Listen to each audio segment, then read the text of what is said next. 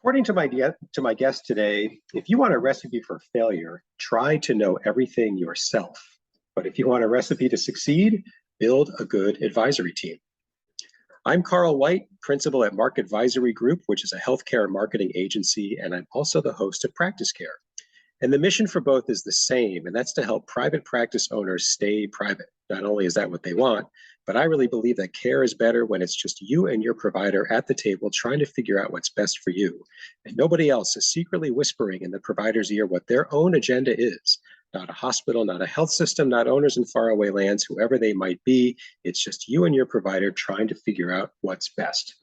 And my guest today is Millie Huckabee. Millie is the founder and CEO of Sage Therapy Chicago. They provide in-person and online therapy to individuals, couples, and families, as well as mental health resources to the Chicagoland area and the state of Illinois. Millie became a therapist because she loves hearing the stories of people's lives and their experiences. And she founded Sage because she wanted to establish and build a practice that was a great place for therapists to work and for her clients to find reliable and supportive mental health care and resources. Millie, thanks for taking some time to come on to PracticeCare. Thank you for having me. I'm really excited. Yeah, it is great. And I love the topic. And let's just jump right into it. So we're talking about an advisory team, taking advice from others.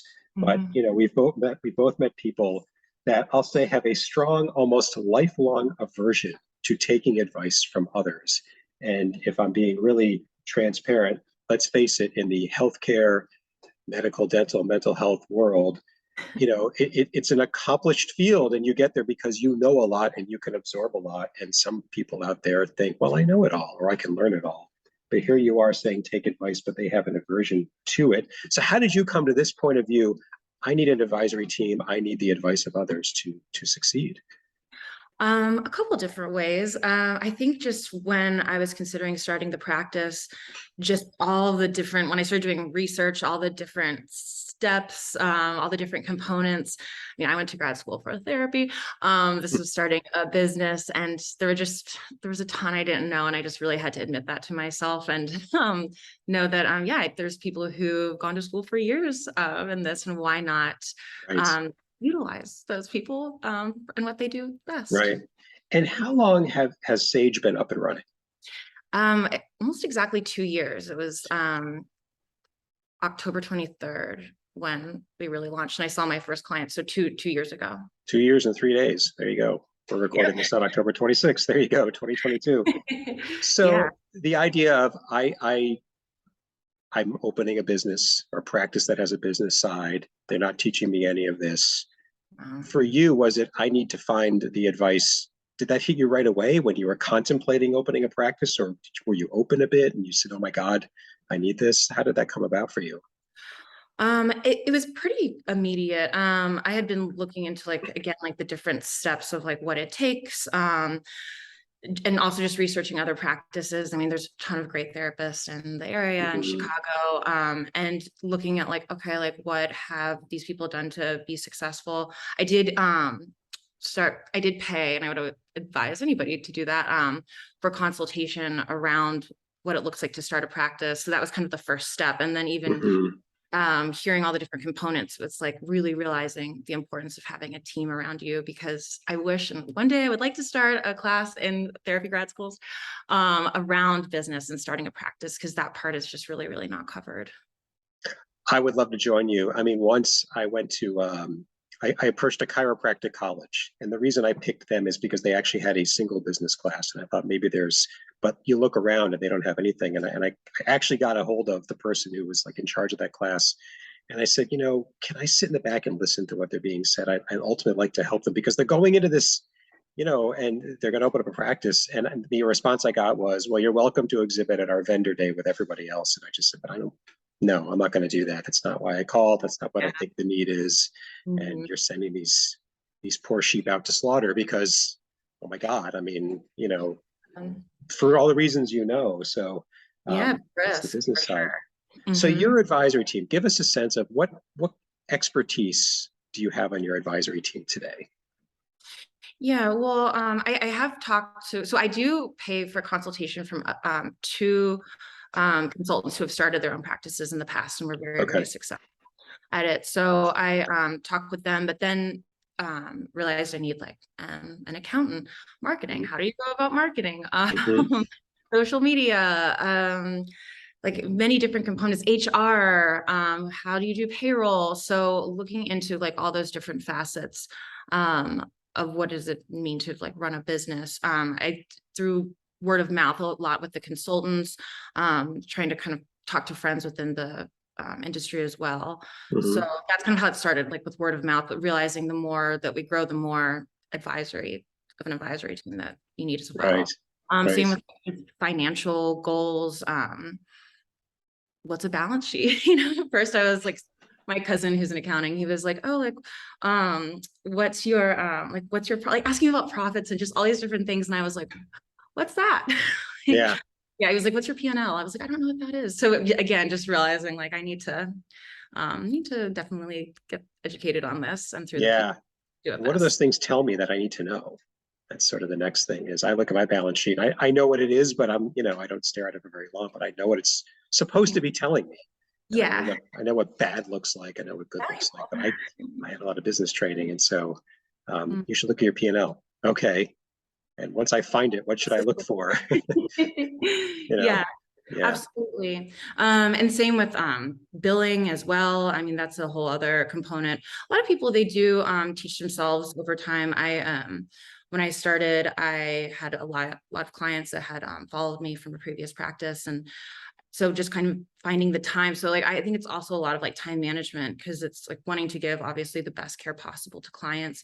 And you can't do that, or at least I hadn't realized I could not do that either if I was also running around trying to learn accounting, learn how to do Hmm. marketing, learn how to do all these different things while also providing therapy to a full caseload. Right. Um, so really realized the value of bringing people in to help. Right. So you mentioned a couple of practice consultants that you talked to. Would you say you talk to them more often than the other advisors on your team? Actually, no. Probably the least, but I feel like I get a ton out of those meetings. Hmm. Well, and maybe when I first started off, that's not totally true. There's probably more because again, it was almost getting this like massive checklist together. Because if you Google like how to start a practice, it's very, very vague. Um, Hmm. and any trainings, I also How to looked start a practice into. in 3 easy steps. Like it's probably more than three. Yeah. They're not that easy. Why do you people do this? I mean, why do Yeah. it's not, it doesn't have to be hard to be demotivating, but that's what it is. So Yeah. yeah. Or it's advice like, you know, like be confident. And it's like, okay, but it's not helpful. I'll Yeah. try. Yeah. So yeah, really the things that like were like kind of hands-on, like, okay, this is actually what you need to do, like tangible things to get started. I found that incredibly helpful because it just laid down like a pathway. But I do talk to them frequently because again, as the practice has grown, like again, like needs have changed. Or I've run into things where um again, it's like why reinvent the wheel if somebody has been through this um, Hmm. and they can shed some light on it, like why spend months trying to figure something out if I can talk to someone who I really, really trust. Hmm. So it, depending on what's going on, I guess that's where it will vary how often I talk to those people. Fair enough. Fair enough. How do you tell a good advisor from a bad advisor? Like, let's go back to the accountant. You and we know very little about accounting, but here we are having to pick an account. It's hard to make an informed choice about somebody when you don't know what they do, you know? I know it's such a good question. And then also again, like when is something that not start off good and now is bad, not necessarily, but when your needs change as the practice grows as well, that it Well, let's take them both one at a time. So, how do you tell good from bad? And then, I mm, guess, how do you notice when your needs are changing? for sure. Well, I think initially, and I kind of referenced this with accounting as well, is I By mean, the way, I accountants, we love you. We're just picking on you're an know, easy oh, target for the it's purpose of really this guy. dependent on you. Same with Yes, lawyers, love you also. yes, Um, yes. I think if you walk away feeling more confused than you came in, not that they're not great at what they do, but like they're maybe not good in like the advisory sense, where I think like being able to have a conversation about it and leaving like I that I'm on firm ground, Hmm. which I guess is more of a feeling, but knowing kind of what next steps are. I think if it's just industry jargon being thrown at you, again, like very smart people, but I don't like when I don't feel like I know what's the next step, or I don't need to learn the whole. I don't want them to teach me accounting. Yes, Barely. yes. but being able to talk to me like as like a layperson in that regard, and help me understand like certain and what things are going to look like. So I think Yeah. that's a really good, a good advisor and someone who's invested in, your, your company and like what you're doing. And I think you can tell, if someone seems indifferent or not. So That's an interesting point. Like they should have, it's not skin in the game, but they should, my term is, I want to know that you're in it to win it with me. You don't have yeah, to be as much as I am, obviously, but if I'm yeah, just, so you say it's easy to spot. How do you spot that? yeah, I know. And it's like how to even verbalize that. Yeah. I think like when people are like when they show up, I'm not even just physically, but like feel like, that they've looked into your company, they understand it, they ask you questions, they care about your goals. Um, like obviously I'm in the mental health field and I don't think there has to be that someone's, passionate about that industry also, but that there's even an expressed interest in that Mm-hmm. as well. I think that matters also. Um, but I think, yeah, that kind of feeling of like, oh, okay, I feel really heard at the end of this conversation and comfortable with the person as well. Yeah. Yeah, I remember in a prior life when I worked in corporate, and I used to have to I used to hire outsource stuff, and I Mhm. could tell the agencies where it was going to go well because we talk on the phone about something, and I would hang up the phone and I go say to myself, "This is going to go well." I don't exactly know how they're going to do what they do, and I don't need to know, but Yeah. they've got it. They Mhm. just got it. That's a nice feeling. It's Yeah, like they've sadly harder to find than you wish it would be. it is hard to find. And again, and I think we talk about this in therapy too. Like what I always say to people about like, therapy is great because you ideally, and this is what therapy should look like too. Like you have this time period where somebody is really, really invested in your well-being and how your life is going to go and your growth and change. I think the same should be with advisory, teams Mm-hmm. in regards to what they're working on you with. Mm-hmm. Um, and yeah, you can just tell when people talk about like they had a therapist that they didn't connect with. Like I think fit is really, really important. Mm-hmm. So some people may love a certain advisor that for whatever reason it just didn't work with us. So again, I think fit and finding the Right. people right for you. And then the second part is now, your practice is growing or it's changing in some way and it starts to hit you, is Yeah. this attorney? We'll spread the wealth here. Is this attorney still the right person for me? So how do you talk us through how go through that thought process and what you do? Yeah, that's been more recent and definitely difficult because I think the fear, right? Like if things like we've grown a lot and I'm very thankful for that. And I can attribute that to a number of different things. We have like wonderful employees, again, good advisors. But then when, you know, we're at a certain point that you hit where you're like, okay, I feel like I'm like plateauing a little bit. Um, Mm-hmm. and if you go to that person expressing that, or, I'm a big person of strategy. I love strategy, Me too. talking about like planning for the future. Not just thinking like, oh, it's working now, so let's not touch anything. Mm-hmm. Um, it again, like I think it does require like risk for anything and any type of growth. Um, so that's kind of where I'm at with a few things right now. And if things are feeling like where they're just standing still, and some things I want to stand still right now, right? But Mm-hmm. we have goals expanding into other states, different types of care as well. And so we need people who want that also and Mm-hmm. it's not a fear mentality, I guess, of like, okay, well, things are working.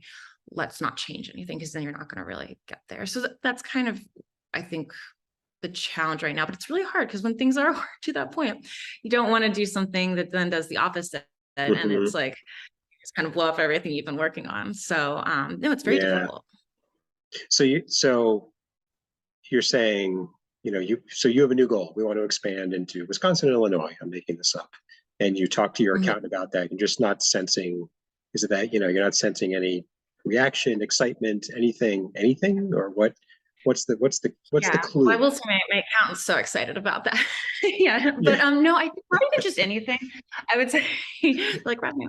No, I would Right. say more of where it's almost like a fear, like where it's like instilling fear of like, oh, and again, I mean, I want people to tell me one, like, that's a horrible idea, don't do that. But Hmm. where again, it's almost like a, oh, like, why would, don't do that because this and this could happen, not like, let's weigh the pros and cons. I think Right. that it's just like kind of like negative, like, well, it's been going well, don't change it. It's like, oh, Hmm. but like, how do you then keep up with people? I mean, it's Hmm. constantly changing and growing. I mean, and again, like the age we live in with social media, marketing, like it is a constantly changing game. Hmm. And so what I don't want to do is like just really like hold on to again what's been working, but not grow or evolve in Sure. any way. Sure. Mhm. So as you change, as you think of things, you want support. Right. It's, in Yeah. order for that to become true, you need to think about A, B, and C, not, oh, I wouldn't do that. Like right Yeah. out of the And not gate. just That like, frustrates me too. I haven't even told you about it yet. I just mentioned it. Yeah, I know what you mean. yeah, like if it's too much of a fear mentality. Mhm. Which again, I get, but then yeah, I think that that's where people really do stop their growth. And again, not to be thoughtless or obviously too risky to change everything, but yeah, to kind of continue to have like again those talks about strategy of like what do we want things to look like. Yeah, yeah.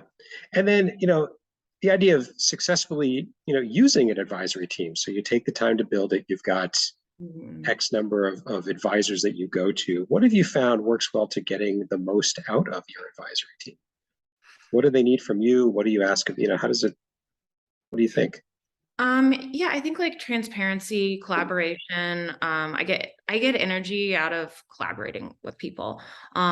So I think if I show up, with my goals and like what I want to do, and like, I mean, just even asking like, what do you need from me to get this done?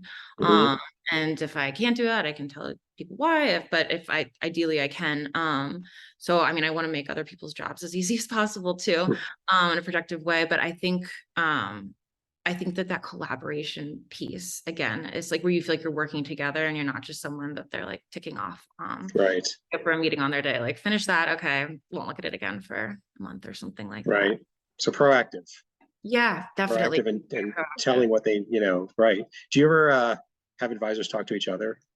Like there are times where we'll keep picking on the same people. The attorney and the accountant need to talk to each other, right? Because there's something going on and they're intertwined. And Yeah, I that's think an like easy example. marketing, and we're looking to invest more in social media, and so like having like a team that does, or an agency that does that, they're going to be talking to a digital marketing team. Hmm.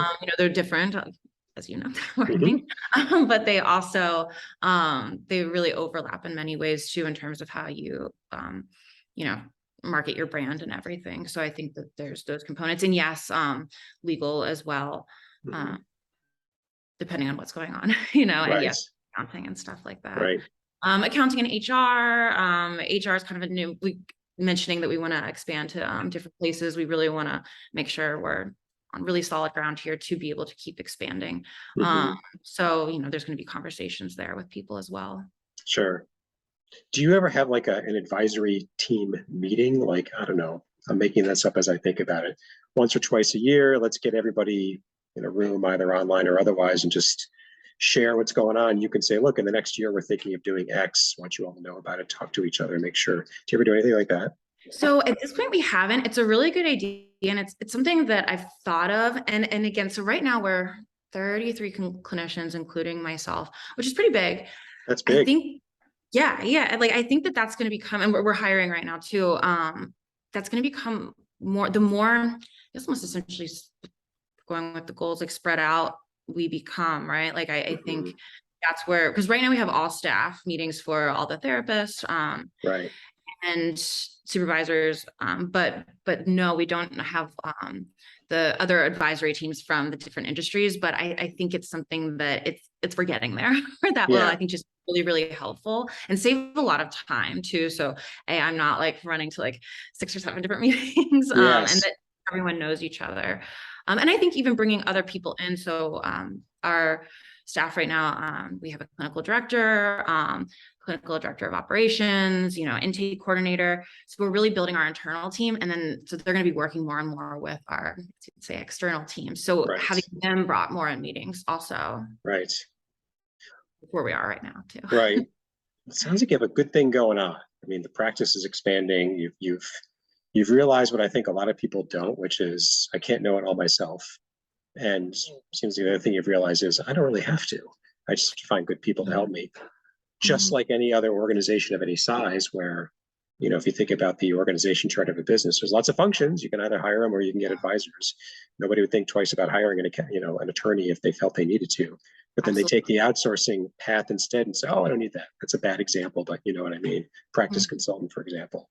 But Mhm. you've busted through all that from the get go. So, and it's part of how you run your practice. That's another thing, is that um, if you're thinking of doing this as a listener, do it as soon as possible, because there's going to be some change. So just get through it. But you built it from the ground up. So I think you're ahead of the game compared to a lot of people you probably compete with, Well, thank you. which Um, is yeah, and I do try to run a practice like that. I really do want people um, that work with me, for me, and a part of the practice to feel like they have a place to grow, and that that there's a place for them here, and that we want to invest in them right, just as much as they're investing like their time and energy right, um, right. into me, to Yeah. like practice. Is there anything you think I should have asked you as we kind of wrap up our time together? Is there anything you think I should have asked you, but that's relevant to this about building an advisory team I just didn't ask you about? I guess maybe just more again in connection to advisory, like where, and you, I guess reference this in kind of the question of how do people work together? I think if everybody feels like they're included, that there's transparency, there's going to be more teamwork. So I think like making and telling your employees that Mm-hmm. it's really how important, how much you value them, and that if like there's any interest, like if people have interest in marketing, like I can introduce you to our marketing person, or Mm-hmm. I can, we can make that work. Like a lot of these positions can be malleable to like to help you, and I think that goes with advisory teams. Again, I've invested with them, like refer them to people.